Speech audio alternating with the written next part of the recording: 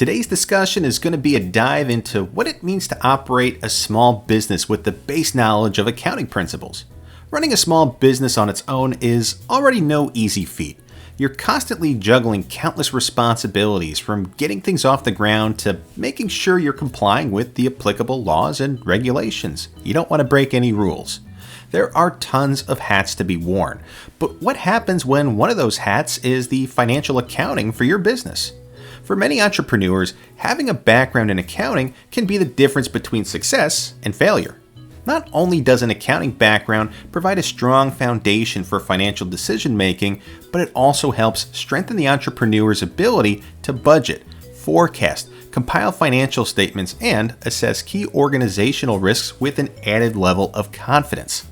The principles of financial accounting and managerial accounting can play a huge role in a small business, using relevant, timely information to drive day-to-day operations, from the management of cash flows and expenditures to the strategic tax planning that can impact your business's tax liabilities. We'll then explore how an accounting background can help navigate the complexities of regulatory compliance depending on your business's industry, which can end up giving you a leg up on your competitors in those competitive markets. Whether you're just starting out or looking to optimize an established company that's been around for a little while, understanding the foundation of accounting can elevate your business decisions and may help you with long-term success. Starting a business can be considered a blank canvas, where the founders can build on ambitious levels of creativity and possibility, right? The possibilities are endless. At the end of the hypothetical rainbow is a chance at significant earnings and making a splash in a particular industry. But beneath every innovative idea lies the effort and dedication that determines whether that idea has the potential to thrive. What can help a business leader? Understanding the numbers. As you begin your journey into financial accounting, you're not just learning about the basics of the financial statements and how to understand revenues, expenses, assets, and liabilities. You're learning the language of business.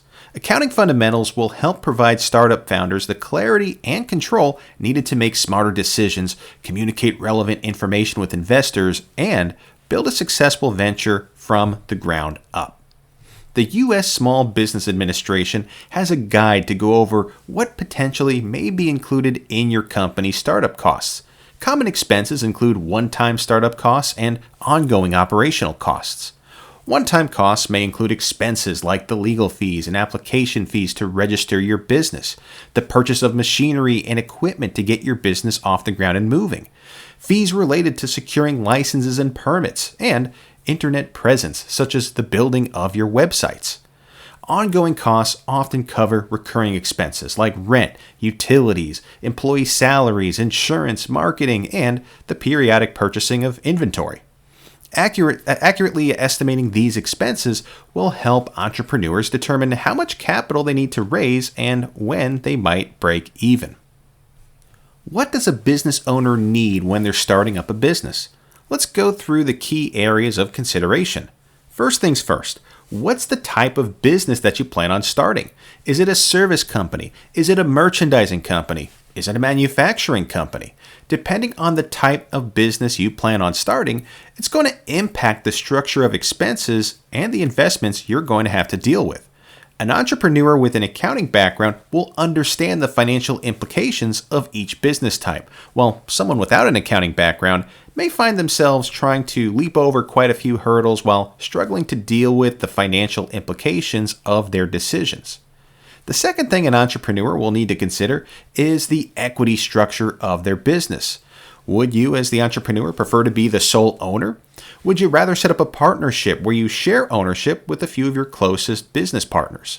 And maybe you're shooting for the stars and would like to go public by establishing a corporation and issuing shares of stock where the general public will own those shares of your business. When you have an accounting background, you'll have a better pulse on the reporting impacts and the tax implications that each type of business structure may have in both the short term and in the long term. Let's take things a step further and look into existing companies, whether they're small, medium, or large businesses. These types of businesses have found their footing with their products or services. They've built a somewhat reliable customer base, and they're consistently generating some form of revenue, whether it's enough to break even or not. Think about your favorite local businesses that have been around for a little while, whether it's your local clothing boutique or the large chain home improvement store. Each business stays afloat and balanced through accounting.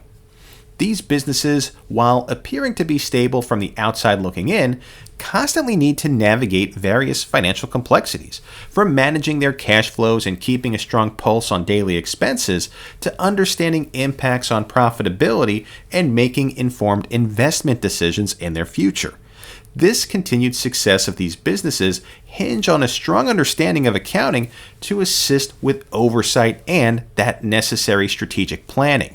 This puts a reliance on sound accounting practices, which can help sustain growth and improve operational efficiency.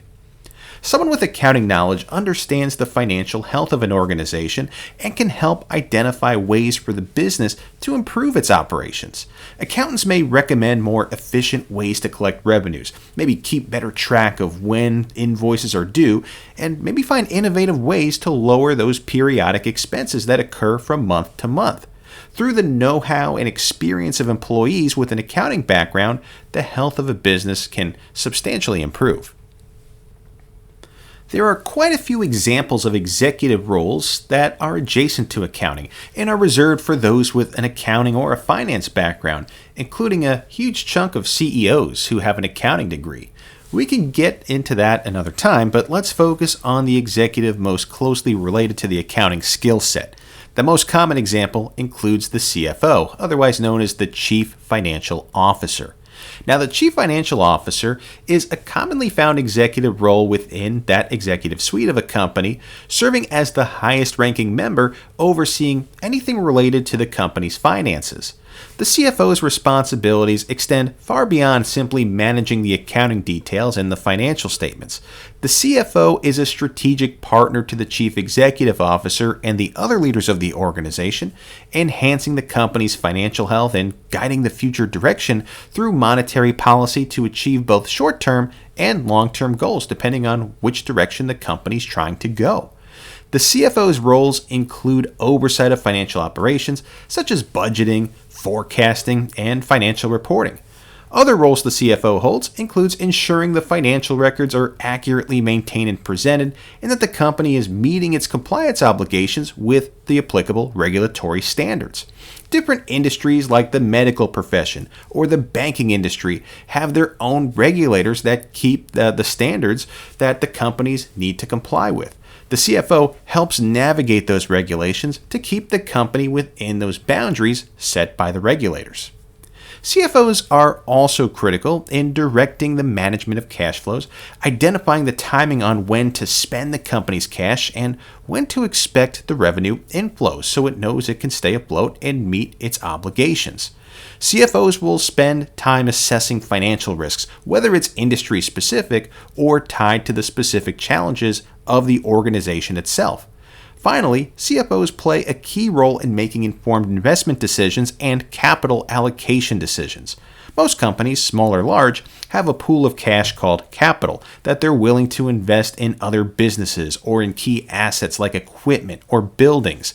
The CFO helps influence which direction the company goes with those capital investments. In today's dynamic business environment, CFOs are increasingly involved in so many aspects of the business, whether it includes that strategic planning, the identification of growth opportunities, leading digital transformation projects, and even navigating mergers and acquisitions, which may sometimes be very complex. A chief financial officer is a heavy hitter in just about any business.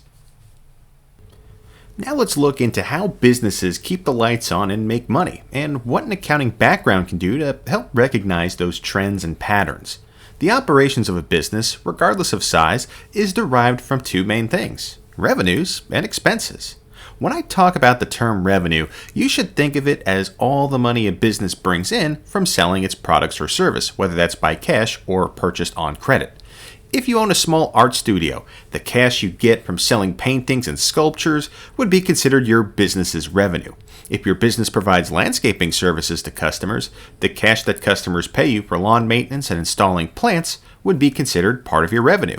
Simply put, revenues are really just the earnings coming into the business before anything else is considered that may result in money leaving the company. That brings me to the flip side of the operations, where we have expenses. You could think of expenses as all the costs a business has to pay to other parties to remain in business. For our art studio example, expenses would include the cost of canvases, paint, and easels, the rent for the storefront, and the wages you pay to your team members like your sales staff who go out and find buyers for your art. For the landscapers, it's the fuel for the lawnmowers, the plants from the nursery, and the salaries for the people performing the services. Expenses are what your business needs to spend to earn your revenues. You may have heard the phrase, you need to spend money to make money. The goal for any effective business is to have more revenues coming into the business than expenses going out of the business. When the revenues earned by the business are higher than the expenses the company pays out, well, that's effectively how a business makes its profit.